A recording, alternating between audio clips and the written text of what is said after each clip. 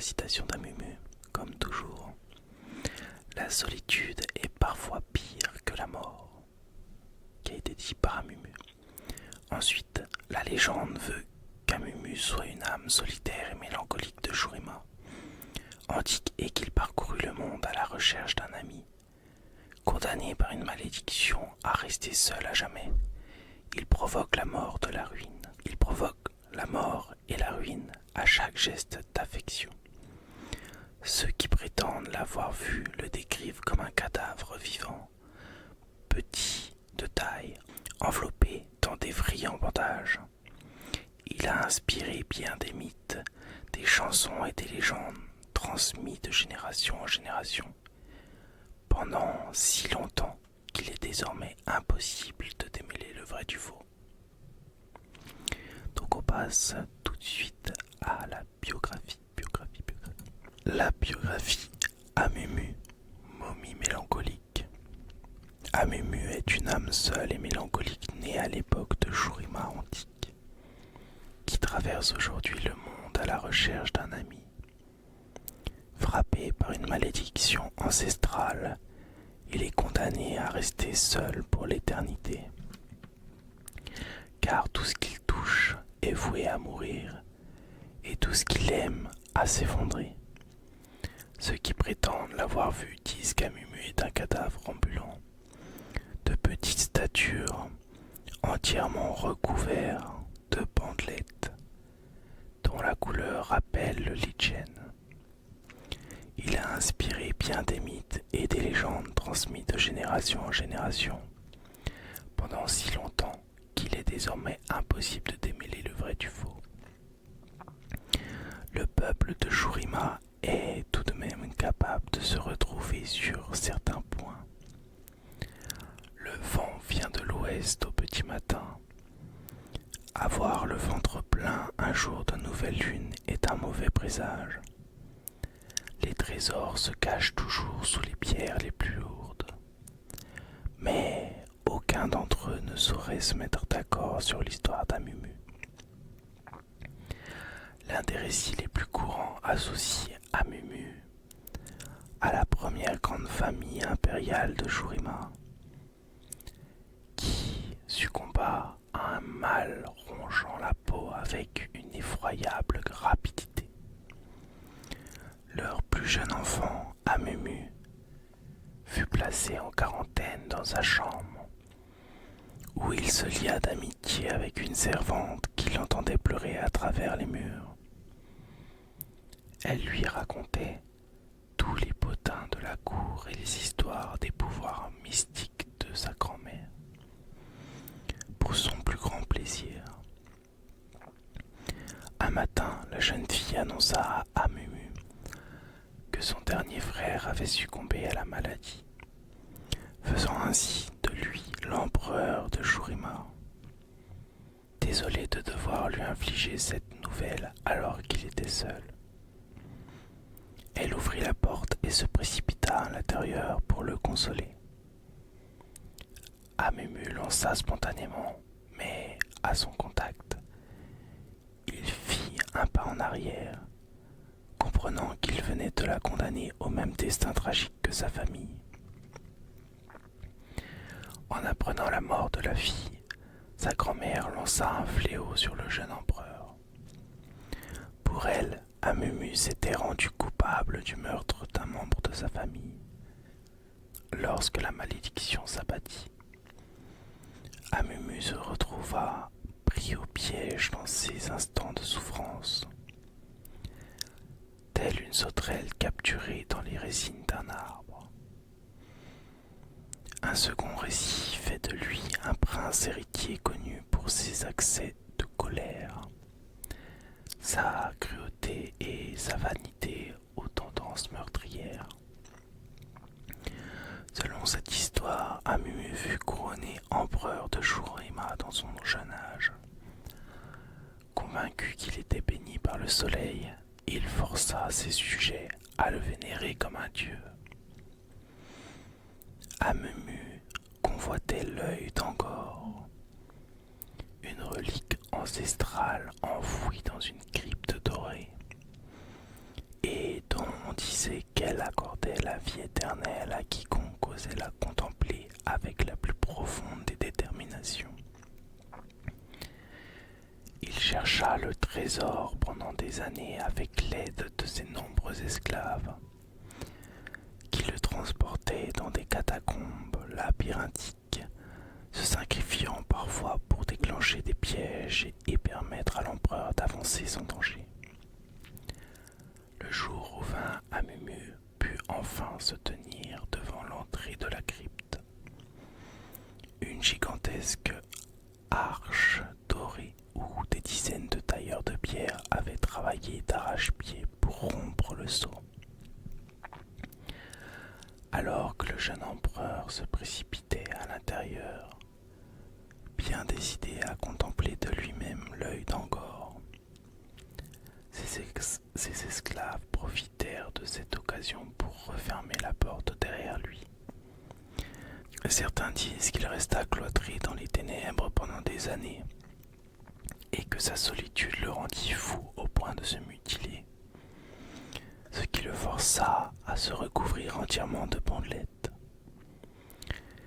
Sa vie prolongée par la grâce de l'œil, il put méditer sur ses méfaits passés, mais le don qui lui avait été fait était à double tranchant, car il était condamné à rester seul pour toujours. Le jour où une série de séismes dévastateurs détruit les fondations de son tombeau, l'empereur put enfin s'enfuir. Il ignorait combien de temps avait-il passé, mais il était déterminé à se racheter pour tout le mal qu'il avait causé. Il existe encore une autre histoire, celle du seul et unique Yordle à avoir un jour gouverné Shurima. Il était convaincu que l'être humain était bon par nature. Pour le prouver à ses détracteurs, il jura de mener une vie de mendiant jusqu'au jour où il trouverait un véritable ami. Il pensait ainsi que cela motiverait chaque habitant de Shurima à aider son prochain. Mais des milliers de personnes passèrent devant le Yordle démuni, et pas une ne s'arrêta pour lui tendre la main. Amumu fut en proie à une telle détresse qu'il finit par mourir de chagrin. Mais sa mort ne marqua pas sa fin, car certains prétendent que le Yordle erre désormais éternellement dans le désert, à la recherche de celui qui parviendra à lui redonner foi en l'humanité. Ces histoires, certes différentes, ont pourtant toutes un point commun. Quelles soient les circonstances, elles racontent comment Amumu a été frappé par une malédiction, le laissant dans un état de profonde solitude jusqu'à la fin de ses jours. Il est condamné à chercher pour toujours un ami qu'il ne trouvera jamais, car sa présence est un fléau et son toucher une peine de mort. Les longues nuits d'hiver, quand les habitants des villes doivent rester éveillés pour attiser le feu, ils peuvent parfois entendre, venant du désert, les pleurs de la momie mélancolique qui se lamente de ne pouvoir trouver le réconfort de l'amitié. Quoi que cherche Amumu, le pardon, l'affection ou même un simple acte de compassion, une chose est aussi certaine que le fait que le vent du matin vient de l'ouest. Il ne l'a pas encore trouvé. Et voilà, c'est la fin de la biographie d'Amumu. Nous allons tout de suite passer à son histoire, cupidité et sanglots. Les dieux en colère et firent trembler la terre, d'immenses fissures déchirèrent le sol, raconta le vieux Khaldun. Ses traits abrupts, éclairés par la lueur des flammes. C'est dans une de ces crevasses qu'un jeune homme décida de s'aventurer. Il trouva un passage, l'entrée d'un tombeau, dissimulés là depuis des lustres. L'homme avait des enfants à nourrir et une femme à combler. Aussi, il se décida à entrer attiré par la perspective de richesse. Les adultes comme les enfants se rapprochèrent tous du vieux conteur pour mieux entendre son histoire. Il était tout épuisé, il avait fait une longue route ce jour-là, et le soleil de Shurima n'avait pas été clément avec eux. Mais les récits de Khaldun étaient un plaisir rare. Ils resserrèrent leurs capes autour de leurs épaules pour se protéger à la fraîche nocturne et se penchèrent en avant. À l'intérieur du tombeau, l'air était frais, ce qui était un soulagement comparé à la chaleur infernale qui régnait de haut dehors. Le jeune homme alluma une torche, sa lumière fit danser les ombres devant lui. Il s'enfonça avec précaution, soucieux d'éviter des pièges éventuels. Il était pauvre, certes, mais loin d'être idiot. Les murs étaient faits d'obsidienne, polis et gravés d'images et des textes antiques. Il ne pouvait déchiffrer les inscriptions car c'était un homme simple, mais il s'intéressa aux images. Il vit un jeune prince assis en tailleur sur un disque solaire porté par plusieurs serviteurs. Son visage illuminé par un large sourire, des coffres remplis d'or et de pierreries étaient amassés à ses pieds, apportés en guise d'offrande par des émissaires portant d'étranges robes qui s'agenouillaient devant lui. Il repéra d'autres gravures représentant le même principe souriant qui se promenait cette fois-ci au milieu du peuple. Ses sujets étaient tous prosternés au sol devant lui, des rayons du soleil stylisés émanaient de la couronne du jeune garçon. Devant ces images se trouvait une petite statue d'or.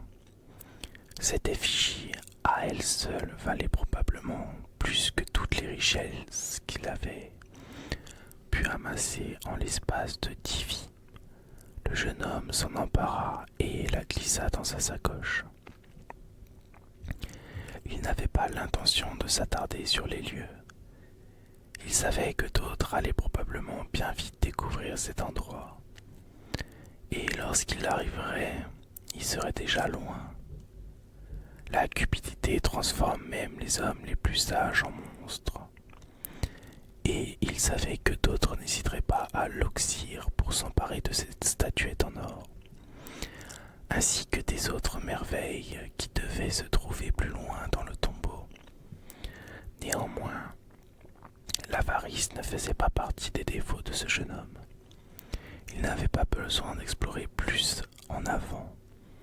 Les autres trésors enfouis en ces lieux seraient pour un autre aventurier différent. Il observa une dernière image avant de quitter le tombeau. Elle montrait que le jeune prince mort reposant sur un catafalque. Les sujets représentés près de lui pleuraient, mais l'arrière-plan d'autres personnes semblait se réjouir. Le jeune prince avait-il été un monarque adoré ou bien un tyran? Impossible de le savoir. C'est alors qu'il entendit un bruit qui résonna dans les ténèbres et lui glaça le sang. Il regarda tout autour de lui, les yeux écarquillés, tenant sa torche devant lui. Rien. Qui est là? Demanda-t-il. Pour toute réponse, il n'eut droit qu'au silence. Le jeune homme secoua la tête. Ce n'était que le vent, sombre idiot, pensa-t-il, rien d'autre que le vent. Mais il entendit le même bruit à nouveau, cette fois-ci plus distinctement. Un enfant était en train de pleurer dans l'obscurité au cœur du tombeau. S'il avait entendu ce son n'importe où ailleurs, son instinct paternel l'aurait poussé à se rapprocher. Mais ici, dans les ténèbres d'un mausolée funéraire, il voulait s'enfuir, mais il resta sur place. Les sanglots l'avaient ému. On y percevait une telle tristesse et un tel chagrin. Le tombeau possédait-il plusieurs entrées? Un jeune garçon s'était-il frayé un chemin jusqu'ici avant de s'égarer? Sa torche tenue bien haut, il s'avança silencieusement, les pleurs redoublèrent, résonnant faiblement à travers la pénombre. Une large pièce se découpa devant lui. Le sol noir de cette chambre reflétait la lumière. Les murs étaient incrustés de pierres précieuses et de nombreux artefacts en or brillaient devant ses yeux. Lentement, il entra dans la pièce. Il recula brusquement. Ses pieds provoquèrent des ondulations à travers le sol, de l'eau. Le sol n'était pas fait d'obsidienne qui réfléchissait la lumière. Il était recouvert d'eau. En s'agenouillant, il recueillit un peu dans le creux de sa main et la porta à ses lèvres. Il recracha aussitôt. C'était de l'eau salée, ici en plein cœur de Shurima, à des lieues et des lieues et des lieues de la côte la plus proche.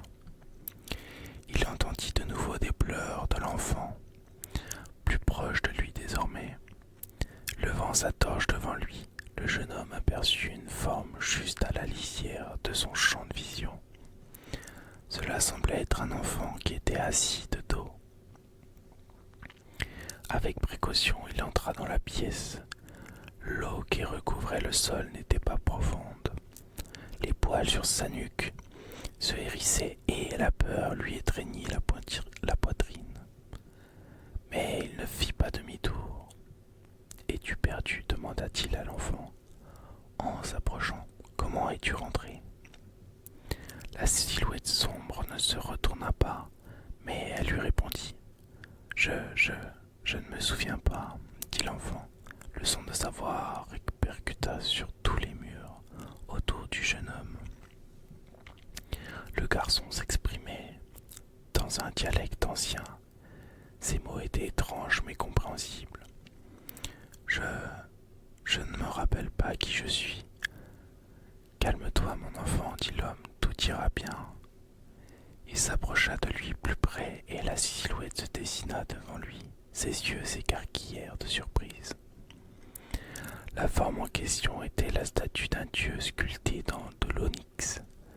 Rien de plus, ce n'était pas la source des pleurs qu'il avait entendue, ni même la voix enfantine qui lui avait parlé. C'est alors qu'une petite main toute desséchée lui agrippa le bras. Le plus jeune auditeur sursauta, les yeux grands ouverts. Les autres enfants se mirent à rire nerveusement pour dissimuler leur peur. Le vieux Khaldoun sourit, l'une de ses dents en or brillant à la lueur du feu, puis il poursuit son récit. Le jeune homme baissa les yeux. Le cadavre du minuscule prince enveloppé de bandelettes se trouvant à côté de lui. Une lueur terne et spectrale émanait de ses orbites vides, bien que son visage tout entier fût enveloppé. Lui aussi, du même linceul, l'enfant mort tenait la main de l'homme dans la sienne. « Veux-tu être mon ami ?» demanda le garçon, sa voix quelque peu étouffée par les bandelettes. Le jeune homme fit un bond en arrière, arrachant la main de l'étreinte de l'enfant. Il regarda son bras avec horreur, tandis que la main desséchait à son tour et devenait noire et flétrie. La malédiction commença alors à grimper le long de son bras. Il retourna et s'enfuit en courant. Dans sa précipitation et sous l'effet du choc, il laissa tomber sa torche. Elle s'éteignit avec un sifflement en atterrissant dans la mer de larmes, et les ténèbres se refermèrent sur lui. Mais il pouvait toujours percevoir la lueur du jour devant lui. Il courut désespérément vers cette lumière, alors que la vague de mort s'insinuait toujours, plus avant, le long de son bras et vers son cœur. À chaque instant, il s'attendait à sentir de nouveau l'étreinte mortelle du garçon sur lui. Mais rien de tel ne se produisit. Après ce qui sembla une éternité, mais qui n'avait dû représenter que quelques battements de cœur, il émergea enfin du tombeau et se retrouva à nouveau dans la chaleur du désert. Désolé, fit une voix sépulcrale qui venait des ténèbres derrière lui. Je ne l'ai pas fait exprès. Et c'est ainsi que l'on découvrit le tombeau d'Amumu et que cet enfant mort-vivant fut lâché sur le monde, conclut le vieux Khaldun. Mais tout le monde sait qu'il n'existe pas vraiment, cria l'un des enfants le plus âgé d'entre eux, après quelques instants de silence. Si, Amumu existe, s'écria le plus jeune. Il parcourut le monde à la recherche d'un ami. Il existe, mais ce n'est pas un garçon, rangez rien autre, c'est un yordle. Khaldun se mit à rire avant de se relever en s'aidant d'une canne de bois tout entortillée. Je suis vieux et nous avons une longue route devant nous demain matin, dit-il. Il est grand temps que j'aille me coucher. Son auditoire commença à se dissiper, souriant et parlant à voix basse. Mais l'une des enfants resta immobile. Elle fixa Khaldun sans ciller. Grand-père, dit-elle, comment est-ce que tu as perdu ton bras? Le vieux Khaldun posa ses yeux sur la manche vide qui pendait à son épaule, puis décrocha d'un sourire malicieux à la petite fille. Bonne nuit, ma chérie, avec un clin d'œil. Et voilà pour la fin de l'histoire d'Amumu. Très sympathique. Je crois que c'est l'une de mes préférées pour le moment. Dites-moi en commentaire ce que vous en avez pensé. J'espère qu'elle vous a reposé, endormi ou peut-être juste détendu. N'hésite pas à t'abonner, à lâcher un petit like et repose-toi bien car c'est très important. Sur ce, je te fais de gros bisous. Sur ce,